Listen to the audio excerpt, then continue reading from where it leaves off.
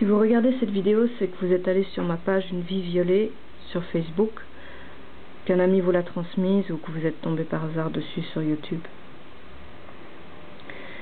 Suite au conseil de beaucoup de personnes, j'ai décidé d'ouvrir cette page et d'expliquer mon histoire. De un, aussi de manière personnelle pour pouvoir évacuer tout ce que j'ai subi, mais surtout pour montrer aux autres qu'elles ne sont pas seules et que oui, il y a de véritables monstres sur cette planète. Je vais vous faire un léger résumé de la situation. Je suis née en 1983, j'ai aujourd'hui 28 ans et je suis depuis le mois de mai avec une personne qui était avant mon petit ami, et en fait depuis les souvenirs de viol qui sont revenus, on ne peut plus me toucher, que ce soit une femme ou un homme, c'est pas possible pour moi. Et en fait depuis le mois de mai, nous nous sommes séparés, mais il m'aide dans cette démarche parce qu'il a été, malgré moi, pris dans cette histoire et il a aussi tout perdu. Et au jour d'aujourd'hui, nous tenons les coudes le plus possible jusqu'à ce que nous puissions en sortir. Suite à mon déménagement secret, j'ai pu me libérer de l'emprise despotique et dictatoriale de mon père. Il avait une emprise totale dans ma vie, sur mon administratif, sur tout, sur mes pensées, sur tout. C'était... Quand j'y pense aujourd'hui, j'arrive pas à croire comment j'ai pu me faire manipuler comme ça. Et en fait, loin de lui, de ces emprises mentales et des manipulations, menaces qui me faisaient tout le temps, et j'ai pu enfin me libérer de ça. J'ai pu déménager dans un endroit secret avec la seule personne qui m'a jamais défendu contre ce monstre. Mon ancien copain est la seule personne qui m'a défendu de toute ma vie. La seule. Et le fait en fait de me retrouver avec cette personne de confiance et dans un endroit dont je ne lui avais pas parlé à mon père, donc pour moi il ne savait pas où j'étais, je me suis vraiment sentie bien. Et en fait là, les souvenirs des premiers viols, quand je suis toute petite, m'ont submergée et ils m'ont terrifiée. J'étais seule dans le salon ce jour-là et j'ai repensé un peu à ce qu'avait été ma vie, et c'est là que tout d'un coup le souvenir est revenu de mon père qui me faisait subir des sévices sexuels, et mon frère.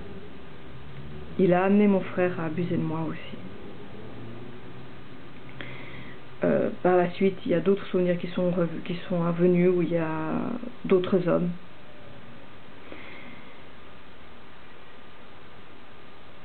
Et en fait, au moment où il a perdu cette emprise, au moment où j'ai déménagé en secret, il m'a vraiment envoyé un véritable tsunami à la figure. Il a totalement détruit mon existence que j'étais en train de reconstruire. Et c'est quand toutes ces choses sont arrivées que j'ai pu constater le large réseau de ses amis, entre guillemets. Les détails viendront plus tard, mais je vous fais un résumé. Aujourd'hui, on n'a plus de logement, on n'a plus de travail, on n'a plus d'animaux parce que il y en a certains qui ont été torturés, il y en a un qui a été mis à mort, dont vous voyez d'ailleurs la photo sur le site, mon poulain.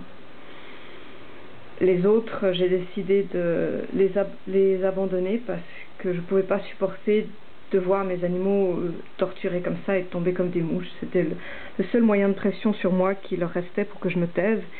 Alors j'ai pris la décision pour les protéger, de les abandonner. J'ai été agressée aussi, j'ai ma propre mère qui a essayé de me tuer il y a 3 semaines. J'étais assez surprise. Mes parents, ils ont divorcé quand j'avais 6 ans et ma mère est partie. Elle a subi des viols aussi de sa part. Mais comme elle s'est fait elle-même agresser quelques jours avant, je pense qu'elle a reçu des menaces si elle n'essayait pas de faire quelque chose pour me faire taire. Et elle a essayé de m'agresser, et je me suis défendue grâce au cours de self-défense que mon ami m'a donné. Et après, c'était dans la voiture, je suis allée la voir quand j'ai appris qu'elle avait été agressée. Elle m'a agressée dans la voiture et quand je suis sortie, elle m'a agressée, elle a essayé de m'étrangler, elle m'a pris en clé la tête dans le bras. Et là, je me suis défendue.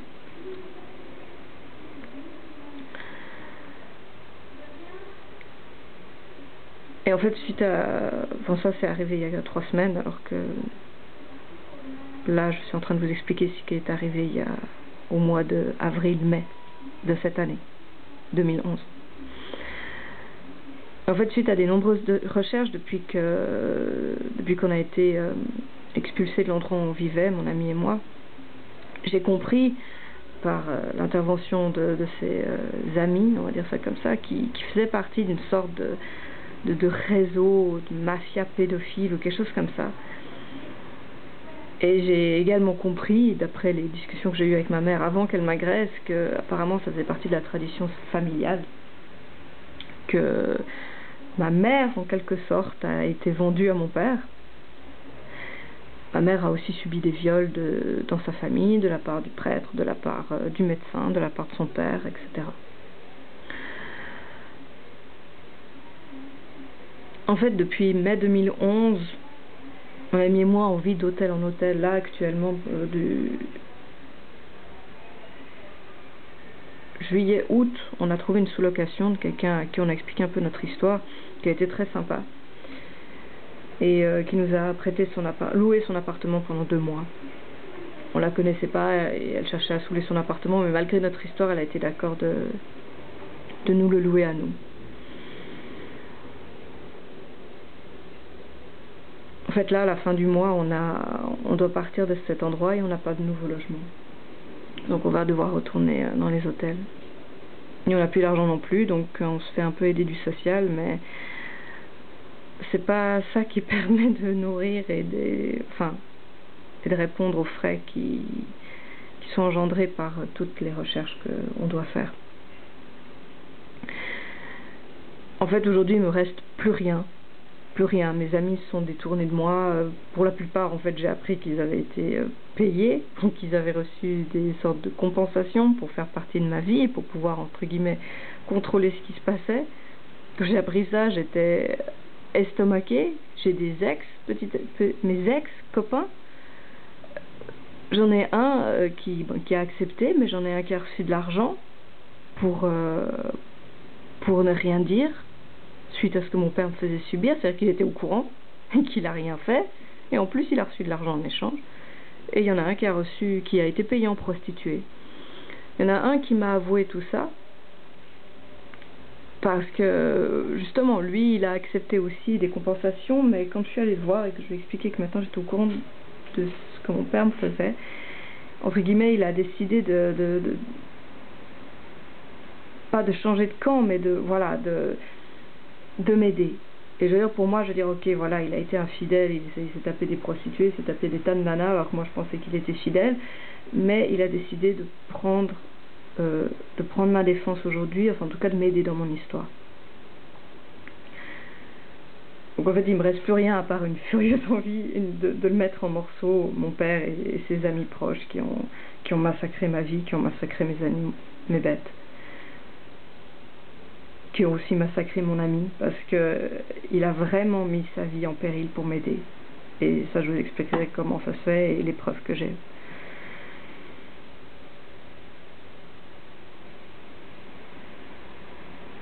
Aujourd'hui, ce que j'ai l'intention de faire, c'est... Je sais qu'il y a très peu de chances, par exemple, que ça puisse donner un procès, toute cette histoire, parce qu'on m'en l'a plusieurs fois fait remarquer.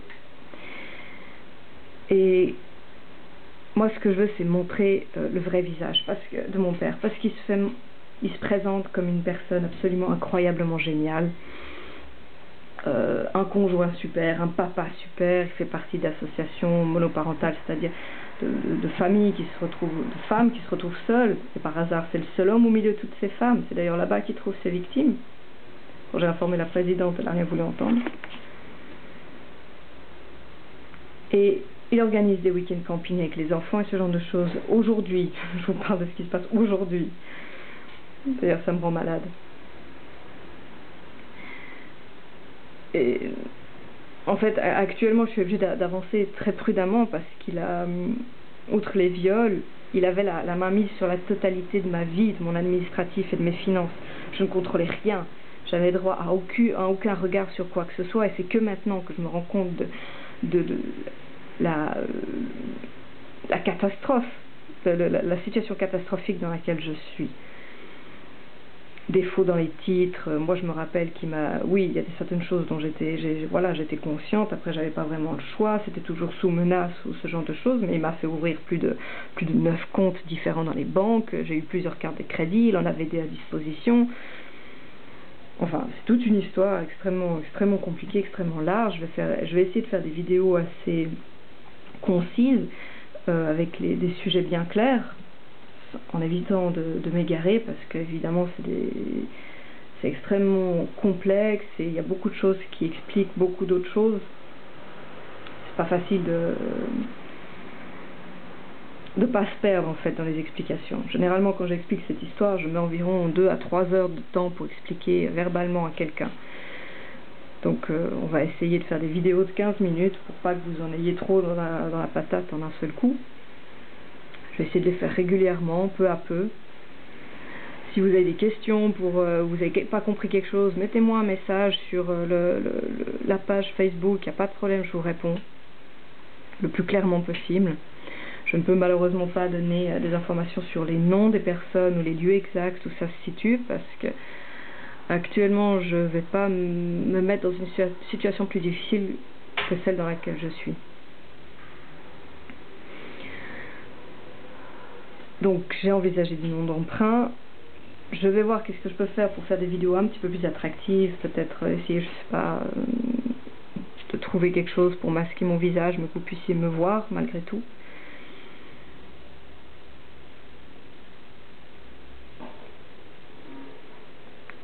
Enfin, mais pour vous dire, il y a beaucoup de gens qui sont impliqués dans cette histoire. Il y a un médecin de famille,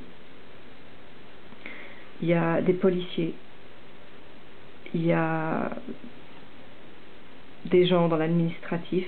Je ne peux pas vous dire plus que ça. Ce que je peux vous dire, c'est que mon frère, qui fait partie du milieu et qui a une fille qui est née cette année, la donne à mon père un vendredi sur 2.